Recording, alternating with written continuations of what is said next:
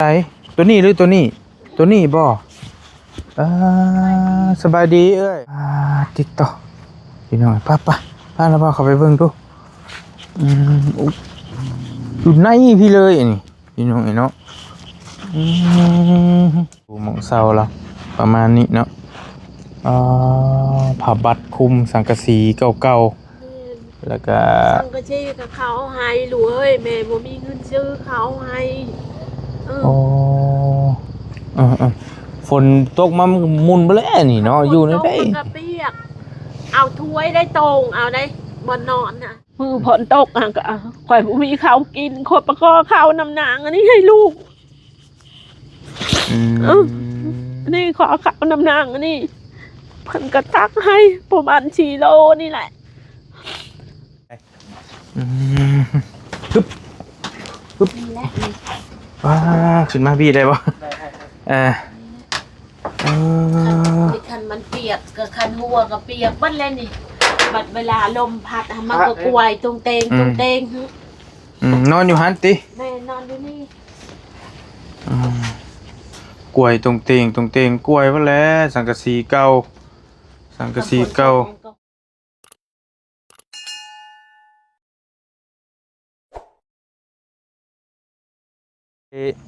สิต่อไปยามเพื่อนเจ้าชิย่างไปบ่ไกลบ่ลูกเอากอยมาให้ระบาก่อนก็ได้สิเดี๋ยวระบาขับรถตามได้ใช่เด้อระบาขับรถตามหลังยันมาเจ้าบ่กล้าขึ้นเจ้าย่างไปก็ค่อยย่างถ่านระบาเด้อเดี๋ยวระบาย่างตามไปเฮาสิไปเบิ่งเพื่อนซ่าน้องเพิ่นบัดนี้พี่น้องต่อมาอีก EP นึงบ่ฮู้ว่าเพิ่นสิอยู่กินแนวใดก็เดี๋ยวไปเบิ่งตัวจริงนํกันเนาะว่าอยู่แบบใดจังใดมียายผู้หนึ่งเพิ่นก็คือว่ามาห้องใส่กินซอยเพิ่นนี่เป็นอะไร อยู่นี่เด้อยากไปเบิ่งเราหน่อยหนึ่งบ่แล้วเขาสิบ่ทันกับเจ้าเนาะไปตามน้องๆเพิ่นใช้ฮอดใส่เลยโอ้เดี๋ยวตามมาเบิ่งก่อนฮอดใส่พี่น้อยมองได้มองอยู่มองพักมองเศร้าอยากไปโรงเรียนคือประมาณนี้แล้วเนาะประมาณนี้แหละน้องอ่อนน้องอ่อนคล้ายๆกันนะอ่อนผู้เอื่อยชื่อจะอ่อนน้องซ้อนบ่น้องสอนบ่อ่อนสอนเนาะอยู่นี่เนาะอ่อนซ้อนคือยังไงซ้อนเลยน้องการยังบ่อยากเพิ่นการยังบ่อยาก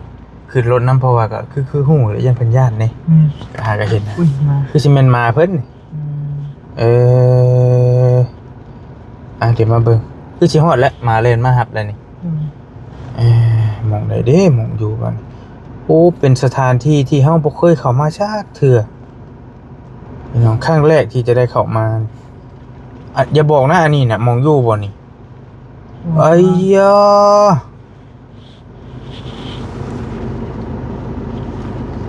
โอ้แม่นบ่วีพาบ้านอยู่ป่ะ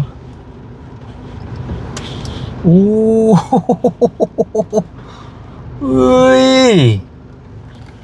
อันนี้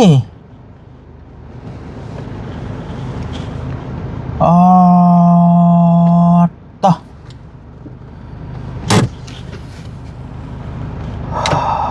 นักสัมพอเล่ยิงพากันหายก็ถึกเนาะอุ้ยพี่น้องไงไปลงเบิ่งไป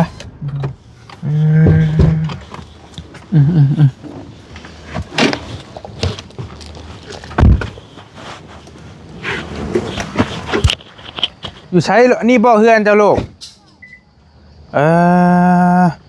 มาพี่ดูยังมาหาระบ่าวก่อนเฮ้ย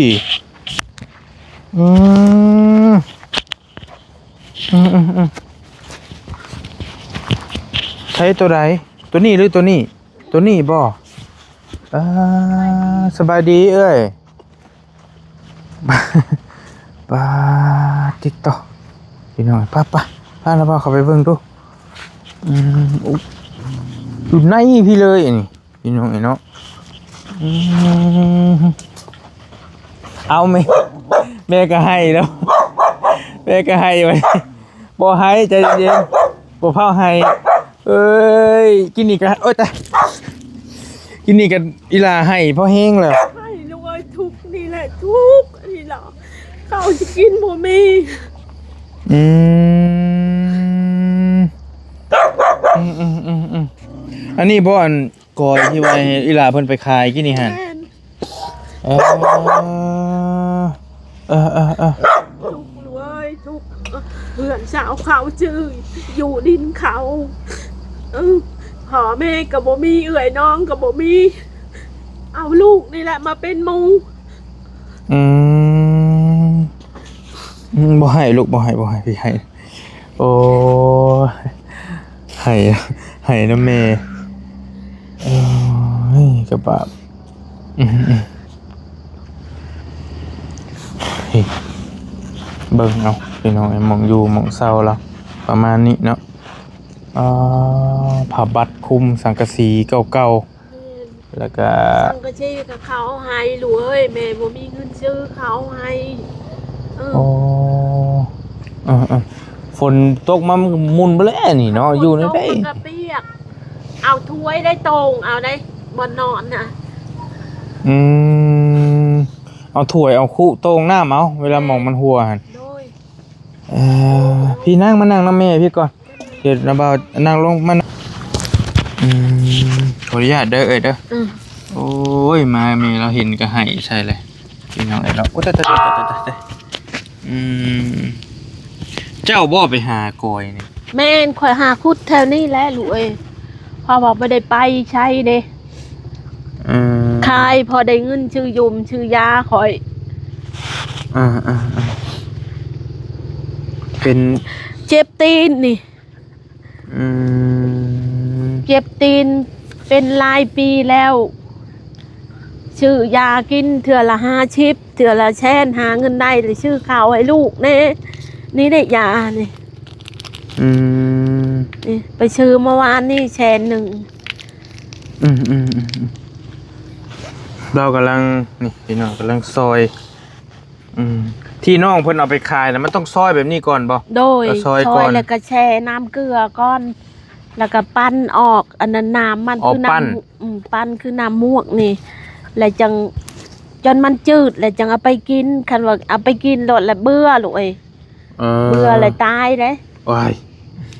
อันตรายเด้นี่เนาะตายบ่กล้ากินแช่จน4-5 มื้อพุ่นแล้วปั่นน้ำหัวมันบ่ได้ก็ให้เอามาเอาก็ลูกเอามาเอาไปก่อนเอามาให้มาเอาไว้ให้อยู่ป่าพี่เนาะแม่นอยู่ป่าก็อยู่ดินข้าเจ้าลูกเอ้ยขออยู่ดินข้าเจ้าตะกี้หันอยู่นะหันแล้วข้าเจ้าป่าบอกข้าเจ้าว่าอย่าขายดินแล้วเขาชื่อแล้วเจ้าของดินหาขายแล้วเขาบอกให้นี่แล้วมาอยู่นี่แล้วบ้านนี้หันคอยละเขาเพราะว่าเจ้าของดินค่ะเขาหันไปได้เว้าในไหนแต่บ้านนี้คนเขาหูจักกันหันเขาละว่าคันโบนี่แต่ดินตัวนี้หันแล้วเขาชี้เขาชี้ให้นี่บ่เขาให้นี่เดียวนี่ค่ะหามางเดียวนี่แล้วก็มางมาหันมางมาก็ขออยู่นี่หันกับปูปูพายางเอาพาลูกนอนในกระตุกมาเด่นบนคิดนอนนี่ขี้ดินเลยบ่ได้เอายังมุ้งด้วยนอนนี่ขี้ดินนี่3 คนเมลูกกันเห็นตะกี้ให้ชินักนะพังว่านี่เนาะโดยนอนอยู่ขี้ดินเลยนอนอยู่ขี้ดินฉาดกระโบมีปูพายางเอาอันนี้ยังใครเนี่ยนะความหมายว่านี่ยังใครก็ตะกี้อีกแม่นกินปูน้อยขี้ดินเลยแม่นอันนี้หันนะคะแป้นนี่ก็เขาเอาให้แบบคนกับเจ้ากายมาเด้นี่เด้เฮือนหลังนี่เด้เพราะว่าปุ่นเราแจกเบื้องปุ่นใต้ทางนี่เพราะว่าเราเป็นตำรวจเด้แล้วเรามาเบิ่งจะภาพนี่เราโอ้ยกระบาบแม่น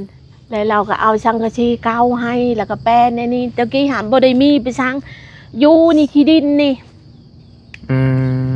แดดก็แดดพาลูกอยู่แล้วเห็นได้ค่ะบ่มีเด้อยู่ไปทุกได้ลูกเอ้ยแม่หัน5อยู่บ่แม่นว่าบ่หาจนดินล่มดินตายหัน ก็แต่มันบ่ได้บ่พอได้แต่ชื่อกินสมมุติว่ามานี่ได้เทื่อละแสน2แสนนี่ชื่อข้าวให้ลูกแล้วก็จักมักพริกปลาแดกแป้งนัวข้าวกินแน่บัดนี้ค่ะแล้วก็ให้ลูกไปโรงเรียน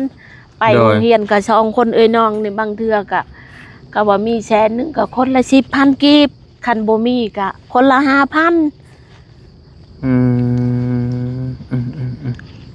บ่ได้ตัวเว้าความจริงอันนี้พอแล้วเฮาไปเห็นน้องเพิ่นกินนี่ให้พากันให้โอ้ให้หยังกระดอกกระเดี่ยล่ะเอ้ยว่าก็ยังว่าโอ้มันก็สมพอแล้วพี่น้องไอ้เนาะมันให้เอาแท้เอาว่า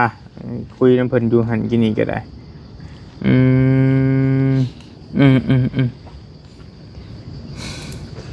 มานี่แหละเพิ่นว่าผู้พรไปเป็นกรรมกรบ่แม่นไปหามทอชอกระเจ้าเขาหายมือหนึ่ง50,000โดยไปมือเดียวแมลงก็มาแมลงนี่มาบางมือก็นอนอยู่พุ่นบ่อีหละเขาอีหละเพิ่นว่าบ่ได้นอนหากก็ไปเช้านี่เมื่อวานนี้หันเขาบอกให้ไปจับซอยเขาก็ให้50แล้วมื้อนี้ไปหามทอเหมือนกันเด้อขออนุญาตถามที่ไปที่มาเอื้อยชื่อนั่นใดชื่อเจ้าชื่อพิมพาแม่นจักปีแล้ว48เลยลูกเอิ้นแม่ซะเนาะแม่สิฮอด50แล้วไอ้ลูกเจ้ามีจักคนลูกค่อยหันมี3 คน4 คนได้ลูกเอ้ยเขาก็บ่มีมันก็ทุกข์คือกันยามมันมีมันก็ยื่นให้ยามมันบ่มีแล้วมันก็บ่ได้มามันก็ลูกมันก็2 คนมันก็บ่ได้อยู่ผัวมันก็5หั่นแหละบ่ได้มี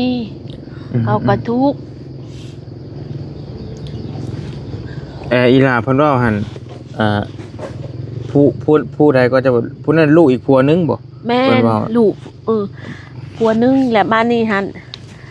เพราะว่าจุนั่นหันพอเขาหันเดียวกันโดยและบ้านนี้จุนี่บัดพอเดียวกันมือฝนตกก็ข่อยบ่มีข้าวกินขดประคอข้าวน้ำนางอันนี้ให้ลูกนี่ขอข้าวน้ำนางอันนี้เพิ่นก็ตักให้ประมาณ4 โลนี่แหละเงินก็บ่มีพอกิบ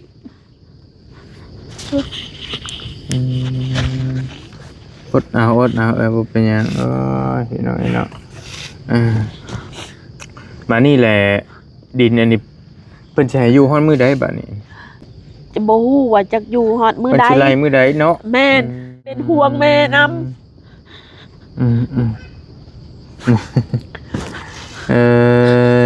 บ่ให้ลูกบ่ให้ตลอดเลยผู้น้อยนี่นะอดเอา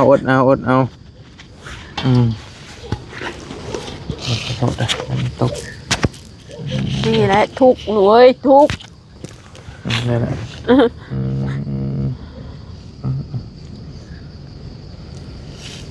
อาชีพที่เฮ็ดแกะพอได้เงินในแกะนี่แล้วติขายบ่ขายแช่กับเท่าไรมื้ออีกเพื่อสิได้ขายนี่ก็ได้4-5 มื้อผู้ใดบางเทื่อก็เป็นทิศผู้ใดรวยจึงได้กินได้พระไปส่งนี่ไปขายกับแบบนี้แหละอยู่ไปอะไรให้ได้ค่ะ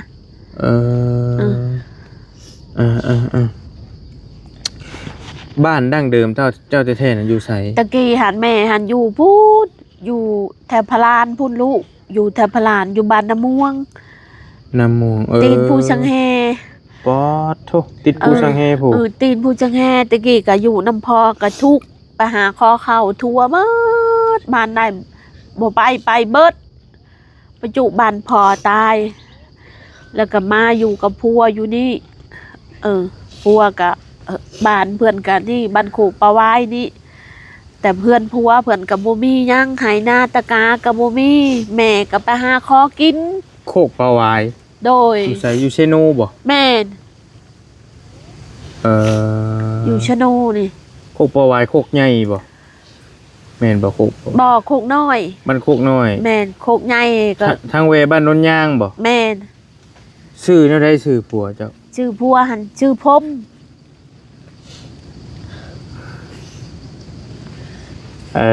ได้ก็บ่ฮู้จักนะเฮาน่ะอยู่โคกใหญ่เฮาน่ะ โอ้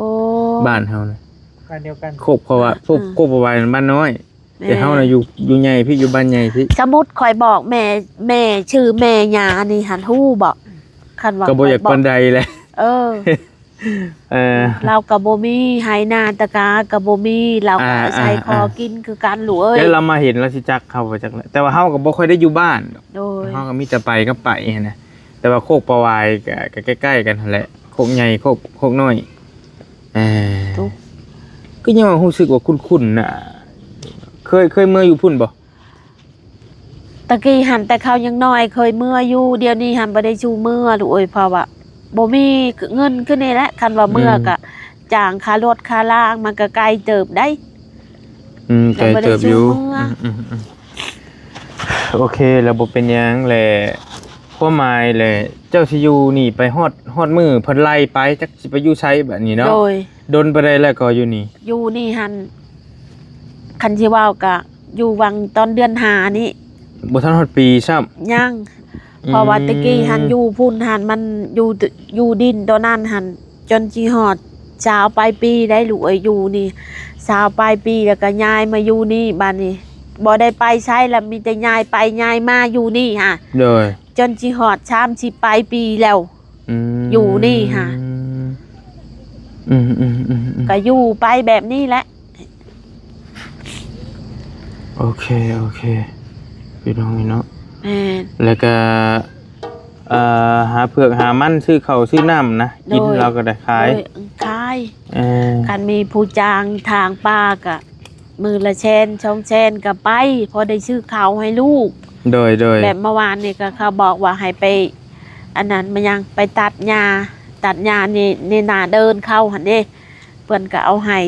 150,000โดยไปได้ซื้อข้าว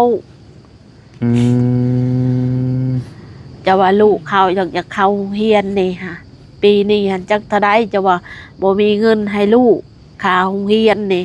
จักสิได้เข้าหรือบ่จักสิได้เฮียนหรือบ่หั่นน่าลูกเอ้ยเพราะว่าเกิบก็บ่มีเครื่องนักเรียนก็บ่มีชิ้นก็บ่มีปึ้มชอก็ยังบ่มีก็แม่นอยู่เพิ่นว่านำกินนี่เนาะว่าเฮาจักสิได้เข้าหรือบ่พ่อแม่เฮาก็บ่มีเงินสิส่งเข้าปีหน้าก็ว่าซั่นนะจักพังเบิ่งว่าซั่นใกล้แล้วเด้นี่เนาะอันนี้หันอยู่ห้องประสามบ่ปีนี้ฮะป.4ปีนี้ฮะอันนี้หันอยู่ประสามนี่ฮะขอโทษเด้อโดยยุงกันอยู่ป่าเนาะแม่สารพัดเลยอันนี้แต่ว่ามีไฟอยู่เฮาเบิ่งจะต่อไฟไม่ได้ใช้ไฟอันนี้ห่างกระเจ้าอีต้นได้หั่นค่ะมันมีเฮือนกับเจ้าบ่อยู่ลุมนี่แม่นฮะอยู่เฮือนฮะมันเป็นดินของตำรวจแน่นี่เพิ่นอีต้นเด้เพิ่นมากายมาเลยเพิ่นว่าโอ้ยอยู่ในใดเด้เพิ่นว่ามืดฮะเลยต่อมาให้บัดนี้แม่นบัดเจ็บเป็นเอ็นอุ่นเด้สิไปหาอยู่ซ้ายเพิ่นว่าเลยอีต้นแล้วเพิ่นก็ต่อให้บัดนี้ฮะต่อให้คันมีเงินก็เจ้าของกระป้อนให้เพื่อน100,000บัดบ่มีก็บ่ได้ให้แหละซอยค่าไฟค่าหยังเพิ่นเนาะโดยตะกี้หาบ่ได้มีได้หันมืดตึ๊บเลยได้ค่ะอยู่ไปหั่นแหละลูกเอ้ยอันนี้เฮือนครัวบ่หม่องครัวเจ้าบ่แม่นเฮือนครัวน่ะฮะนั่นแหละ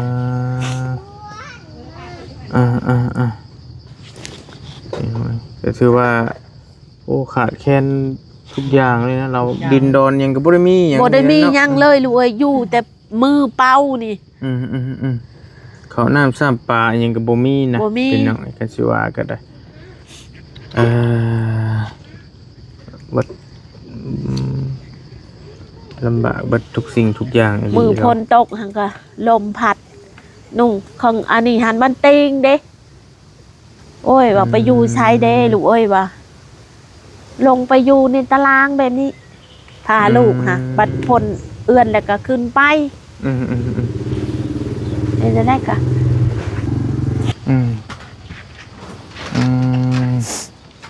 มาพี่น้องสิขออนุญาตขึ้นมาเบิ่งเพื่อนซานเราก่อนบัดนี้ขึ้นช่างขึ้นอันนี้เนาะแม่นี่แหละลูกไอ้นี่เพื่อนกันขึ้นมาเบิ่งให้มันเห็นน้ำกันรถนะพี่น้องว่าอยู่กินได้ อืมปึ๊บปึ๊บ นี่แหละนี่ ว้าขึ้นมาพี่ได้บ่เออ คันมันเปียกกับคันหัวกับเปียกบัดเลยนี่บัดเวลาลมพัดมันก็กวยตรงเตงตรงเตง นอนอยู่หันติ แม่นอนอยู่นี่ กล้วยตรงเตงกล้วยว่าแล้วสังกะสีเก่ามันก็หัวมันก็ไหลมาเด้มันนี่ตรงเอาเด้ ได้เอาอันนี้ตรงเอา แม่ตรงเอา พอดีบ่นอนเลย โดย สารพัดเอาถ้วย บังไว้ โดย เอาสังกะสีเก่าอ้อมไว้เลยนะเราก็ได้บ่มียังนะลูกเอ้ย พายุมานักๆนี่ก็บ่นี่เนาะฝนตกมานี่จักยุงจักพ่อจักชิบบรรยายสารพัดและอยู่ในป่านี่ ช่วงนี้ก็ฤดูฝนและ สุดยอดเลยเปียกเบิดเลยนี่กับมันฝนมันตกมันพระมานี่เปียก นอนอยู่หันแล้ว3 แม่ลูกติ แม่ชามแม่ลูกนอนนี่อันมันหัวคักๆก็นอนก็บ่ได้แล้วคือมื้อนั้นจ้ะอีนี่แหละแม่มันเปียกนะบอลเฮาค่ะมันก็คือเอาผ้าห่มแล้วก็มาห้องให้ลูกแล้วก็นอนนี่ได้ค่ะยุงไปแล้ว ยุงลายบ่ลูก ยุงลายหมุงแต่มันคาดลูกไอ้นี่หมุงกับเบิ่งแม่นี่ โอ้มุงกันเนาะ มันกันได้อยู่บ่แม่ บ่ได้เลย แต่เห็นได้กังไปเห็นแล้วลูกว่ามันบ่มีเห็นได้ค่ะบ่มี พาลูกกินข้าวกับหยังมื้อนี้ มื้อนี้แกงหน่อไม้ลูกเอ้ย แกงหน่อไม้กินแกงหน่อไม้ กินพริกกินเกลือไปซั่นแหละเนาะซัมมี่นะ จำไม่ โอ้ซั่นซะพี่น้องเอ้ยสุดอยู่คันว่ายามหนาวยามหยังก็สิพออยู่แน่ โดย แบบนี้แหละก็ยามฝนนี่ลำบากสุดๆเลยแหละพี่น้องขนาดเฮือนเฮาว่าดีๆแท้ก็มันยังหัวบางอันก็ได้แต่ว่าอันนี้ก็ยังซ้ำหนึงและดินเขาเจ้าอีกได้นี่จะก็เจ้าสิให้ไปมื้อใดจังใดแบบใด คันว่าเขาว่านี่เด้ออันนี้ค่ะการสิได้นี่ก็จักสิบ่อยู่ใช่แล้ววางหันก็เข้าให้ออกแต่พุ่นแล้วเขาคายเด้บางเบิ่งเขาว่าตกเดือน4เดือน5นี่เขาสิเฮ็ดบ้านจัดชั้นเด้เขาเว้าค่ะ หมองเจ้าเคยอยู่ฮะ แม่นบ่อนแม่อยู่นี่ได้นี่โลกนมนี่แม่ย้ายแต่พุ่นแล้วมาอยู่นี่เพราะว่าเขาเจ้าคายแล้วดินน่ะว่าสิเฮ็ดบ้านจัดชั้นเบิ่นน่ะ เฮ็ดดินจัดสรรคายบ่ โดยทาพังเบิ้งดูเองแต่ว่าคันว่าขายก็จักสิเอาเงินมาแต่ใช้แม่บ่ได้มีปัญญา จักสิถูกจักสิแพงอีกเนาะขายก็ได้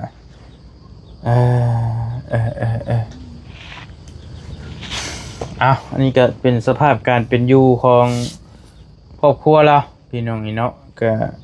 บ่ได้มีหยังเลยนะกันสิว่าก็ได้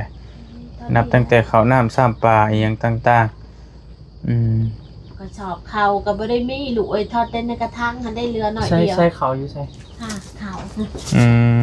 เบิ่งดูนี่วัดเท่านี้แหละนี่เลือดเท่านี้แหละ กลุ่มจักมื้อ ประมาณ2-3 มื้อนี่แหละมันก็เบิดเลย สิเบิดแหละ มา อันนี้คือมาบ่ มาเท่านี้แหละนี่ 4 คนนะโดยหลักบ่ โดย 4 คน คนแต่เขาเมื่ออยู่น้ำลูกน้ำพัวเขาเอ้ยเขาบ่อยู่นะแม่เพราะว่าเขาบ่มียังเด้แม่ก็ทุกข์ คันสิมาอยู่ก็มาอยู่นะได้เนาะลูกเต้าก็ได้ เขาก็เลี้ยงเขาผู้กุ้มให้เขาไปน้ำลูกน้ำพัวเขาอยู่แต่2 คนนี่แหละ3ทั้งพ่อพ่อกับคันมือใดแล้วมือพญาแล้วก็บ่ได้ไปแล้วเจ็บ คือว่าเฒ่าแล้วบ่ เท่า50เลยได้ลาวหัน50ช่องเลยคือเมื่อนั้นกับมือพ่นตกค่ะกะเราเจ็บมือนี่ไข่เบิดอันนี้เราจนหายแม่ก็ให้น้ำเลยแม่ก็บ่มีเงินอุกแล้วก็แลนไปเป่าน้ำเขาไปเป่าน้ำแม่เท่าน้อยข ให้แต่ปะเพื่อนเป้าให้ชื่อบ่ได้ใช้ขายใช้ยังบ่มีได้ลูก เอานะใช้แต่คืนนี้ก็ยังเจ็บได้คัดได้แต่เราไปเห็นในนั้นบ่มีเงินซื้อข้าวให้ลูกสมมุติว่าบดอันนี้แหละสิกินได้ใช้บัดอีตอนลูก2คนนี่แหละ โอเคไปเดี๋ยวลงตารางไปนั่งไปกันลงตารางไปห่อนอยู่เทิงลายก็ได้ปวดฟูไปกันลงไปพายมาเบิ่งพี่ดูมองอยู่มองเศร้าจุ่มเจ้าอยู่มองเฮ็ดครัวมองเฮือนครัวอันนี้มองเฮ็ดกินโอ้อันนี้เตาเก่าเขาเจ้านะอันนี้บ่มองแต่งกินอยู่พี่อันนี้บ่นะเป็นยังไงพี่ลูก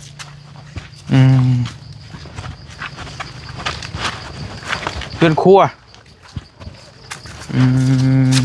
ย่างขอหานอนอีกที ฮะส่วนหลายพ่ออีหล่ะนอนอยู่พี่เอาบ่ได้ขึ้นนอนน้ำกันมันหกตีลูกมันอัดแม่นบ่อันนี้มองชุมเจ้า1เขาไผ1ลูกไผ1ตะเกาแม่เน่เจ้าเน่เป็นแล้วบ่นี่อีหล่ะ1ได้แล้วบ่นี่1เป็นแล้วนี่ฟืนได้พี่น้องเอ้ยเป็นฟืนเป็นเตาแล้วจะอยู่น้ำปลานี่เลย หม่องแต่งครัวแต่งอย่างแล้วจักงูจักอย่างสารพัดแหละนี่เนาะบ่ได้ดอกย่านได้ไปมาอยู่กันยุ่งแม่นประเด็นยุ่งอีกนี่จุ่มเจ้าเข้าห้องน้ำอยู่ใช้หลกป้านี่เลยเขาขี้ขอโทษเขาขี้เขาเหี่ยวป้านี่เลย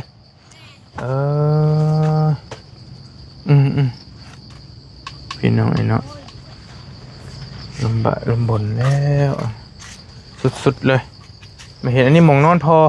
ไพ่มานอนน้ำพอแต่เขามีแต่พ่อคนเดียวบริลงมานอนน้ำพอมีจะนอนน้ำเมย์อยู่เทิงพุ่นเจาะติคือบุปันกันผู้หนึ่งนอนน้ำพอผู้หนึ่งนอนน้ำเมย์ ยุ่งหามแต่ได้เนาะลงมาพี่เนาะเดี๋ยวสินอนได้สุดๆแล้วอุ้ยตายบีโอเคป่ะประมาณนั้นเลยเดี๋ยวน้าบ่าวสิไปเอาข้าวต้มขนมฝากไปย่างไปน้ำรถน้าบ่าวได้1ป่ะเดี๋ยวสิเอาข้าวต้มขนมให้แล้วก็จังค่อยว่ากัน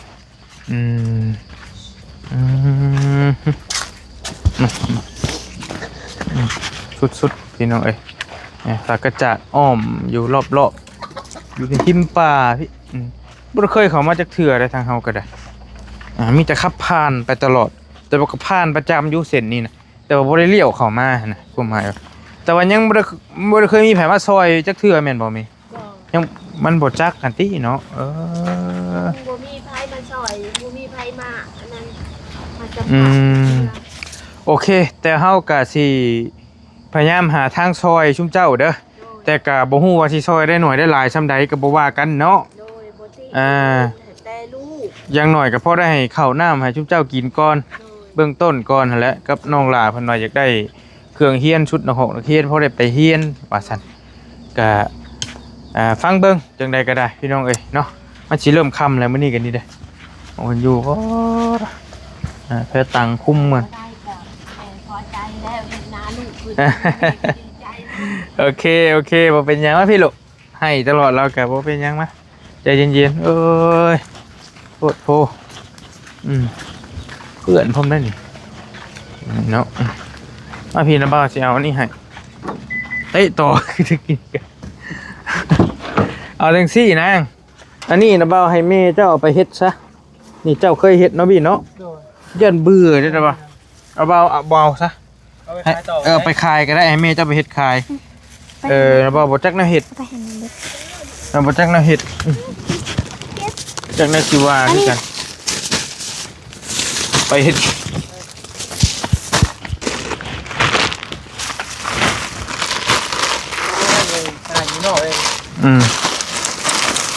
สุดเลยยุ่งกระลายจะมียังกระลายนะพี่น้องเนาะไปปั่นกันกินแล้วลูกเลยเดี๋ยวฟังเบิงเผาก่อนมาพี่ฟังเบิงมือหนามือในแหละธนาบาวได้เข้ามาอีกแล้วสิหาเบิงเข้าเบิงหน้ามาให้เด้อเอาประมาณนี้ก่อนธนาบาวก็มีชั้นนี้แล้วติดรถนี่ขนมมาม่าเข้าใจถูก ฟังเบิ่งว่าสิได้ช่วยน้องเพิ่นสำหรับแต่ว่าเห็นสภาพการเป็นอยู่แล้วก็ตะกะบะแห้งนะพี่น้องสุดๆเลยบ่ฮู้สิว่าบรรยายจังใดมีแต่มาเบิ่งตัวจริงน่ะสุดๆเลยพี่น้องเอ้ยเนาะอยู่ในป่าพี่อันนี้ยังว่ากลางเว้นได้เฮามานี่ยังว่ายุงพุกพักลองมากลางคืนเบิ่งหลายแม่นบ่ล่ะ โดย ยุงนี่ฝนตกนี่แฮงบ่เว้างูมีบ่งูงี้ลอยมานี่ มี บ่งูเห่า ปกติแล้ว โอ้มันอยู่หม่องมันเนาะไอ้จักสารพัดเลยอะไรก็ได้สบายดีอยู่ดีมีแฮงแล้วพี่น้องฝากน้องๆเพิ่นแน่จะได้ก็เห็นแล้วบ่ชุดคำบรรยายเลยบ่ลีก็ได้สู้ๆเด้อลูกเด้อตั้งใจเรียนเดี๋ยวคันว่ามีลำเบาสิหาปึ้มนักเรียนมาให้